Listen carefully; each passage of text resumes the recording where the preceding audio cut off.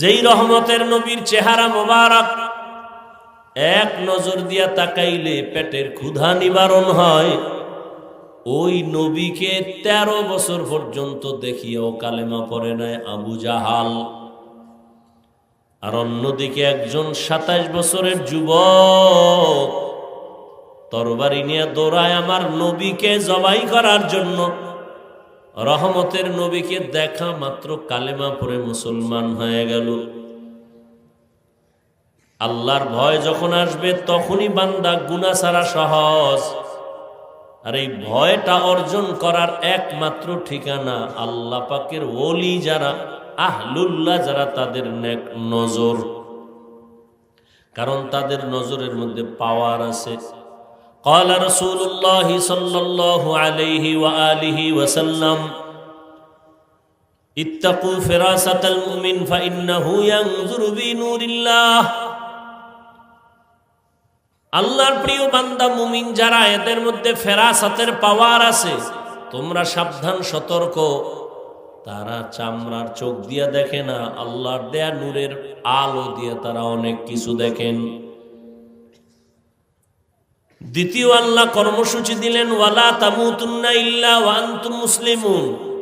তোমরা কেউ মুসলমান না হওয়া পর্যন্ত মরণ বরণ করিও না।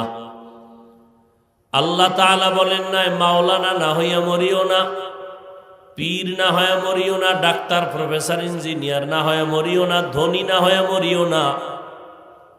তুমি ধনী না গরিব, আলেম না মূর্খ, ইমাম না মুক্তাদি, ডাক্তার না রোগী, জানার প্রয়োজন নাই। পরিচয় আল্লাহর আদালতে একটাই, তুমি মুসলমান কিনা। মুসলমান কাকে বলে? আল্লাহ মুমিনকে বললেন মুসলমান হইয়া মরো। এখানে আমরা সবাই মুমিন, এমনকি আমরা সবাই মুসলমান, কিন্তু আল্লাহ বলেন এই মুমিন, মুসলমান না হইয়া মরিস না।